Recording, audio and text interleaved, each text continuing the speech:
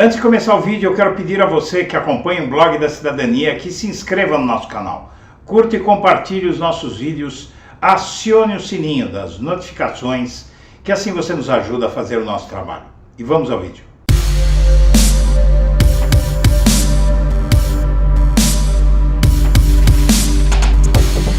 Bom dia, senhoras e senhores. Hoje é 6 de outubro de 2022. São 8 horas da manhã. Ataques a nordestinos se multiplicam nas redes sociais após primeiro turno. Segundo a SaferNet Brasil, foram pelo menos 14 denúncias de xenofobia por hora na última segunda-feira. Ontem, mais um vídeo racista viralizou. A Central de ONG de Proteção de Direitos Humanos SaferNet Brasil recebeu cerca de 14 denúncias de xenofobia por hora na última segunda-feira. Ao todo, foram 348 registros no dia após o primeiro turno das eleições. O número quase supera o total de reclamações nos primeiros 6 meses do ano passado, que foram 358. No domingo, dia do pleito, foram registradas 10 denúncias.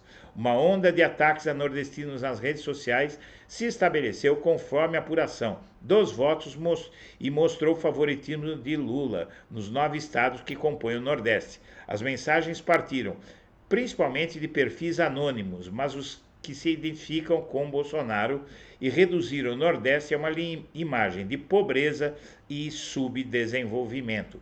E quem liderou isso foi Bolsonaro. Nunca antes na história do país, quem chegou ao segundo turno atrás virou a eleição. Quer dizer o quê? Apenas isso. Não é nada, não é nada. Pode acontecer que a regra se mantenha. E o fato é, Bolsonaro começou a ensaiar explicações para sua derrota no primeiro turno. A primeira é que os nordestinos são analfabetos. No Nordeste ele perdeu por uma diferença de 12,9 milhões de votos.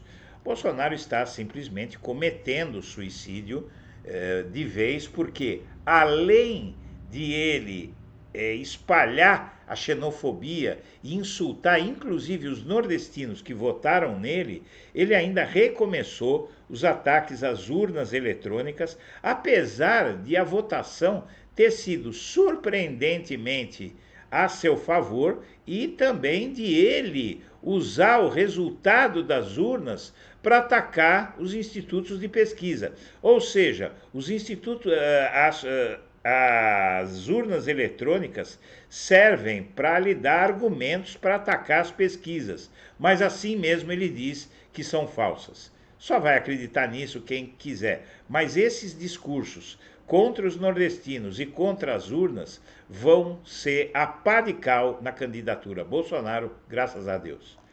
E aqui o PT volta a ter maioria dos votos após 8 anos.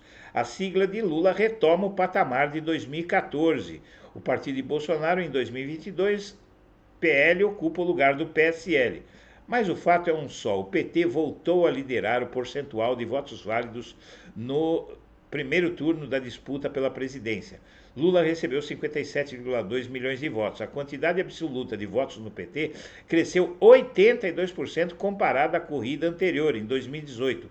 31,3 brasileiros votaram em Haddad no primeiro turno em 2018 e agora 57,2 milhões em Lula. E aqui nós temos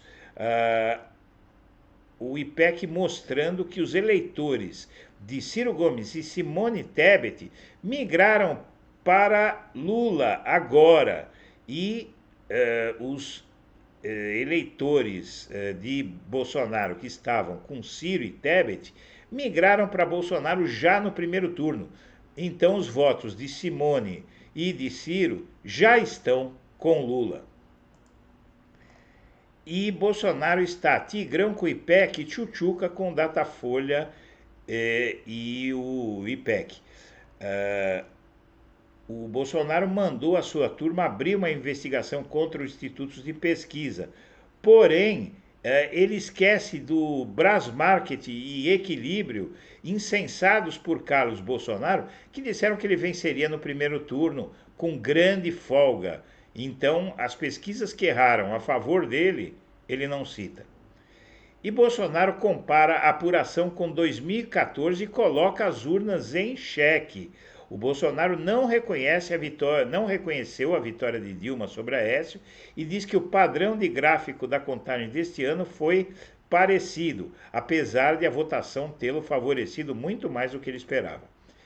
E, em nota pública, a maior organização de combate à corrupção do planeta, a Transparência Internacional, publica uma nota sobre o apoio de Moro e Dallagnol à reeleição de Bolsonaro e os critica.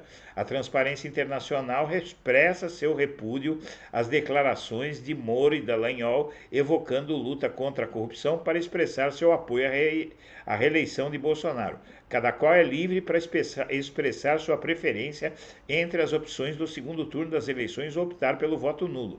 Mas fomentar a intolerância a qualquer escolha é incompatível com a democracia. Porém, associar a luta contra a corrupção ao apoio a Bolsonaro é prestar imenso desserviço e causa a desvirtuação que ela fundamentalmente representa.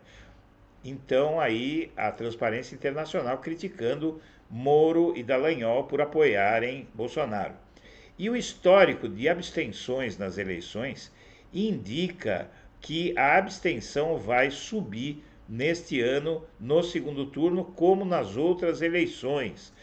Para que se tenha uma ideia, 33 milhões de brasileiros deixaram de votar neste ano e há expectativa de que esse número aumente ainda mais.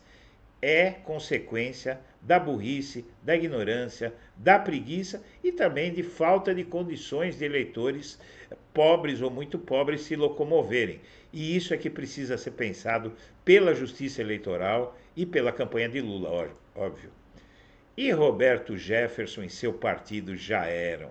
Muita gente reclamou de nomes eleitos pelo bolsonarismo, mas esse é um dos piores bolsonaristas e o partido dele, o PTB, perdeu 11 das 12 cadeiras no Congresso e fica, inclusive, sem recursos e tempo de TV. E graças a Deus, no segundo turno, se fosse agora o primeiro turno, o tal padre bandido de Bolsonaro não teria podido participar do debate da Globo. E a pesquisa IPEC mostra que Bolsonaro aparece à frente dos eleitores brancos e Lula lidera entre os negros. E a explicação disso é muito clara. Bolsonaro é racista. Senhoras e senhores, nós agradecemos a atenção e estaremos de volta ao meio-dia. Um abraço para todo mundo.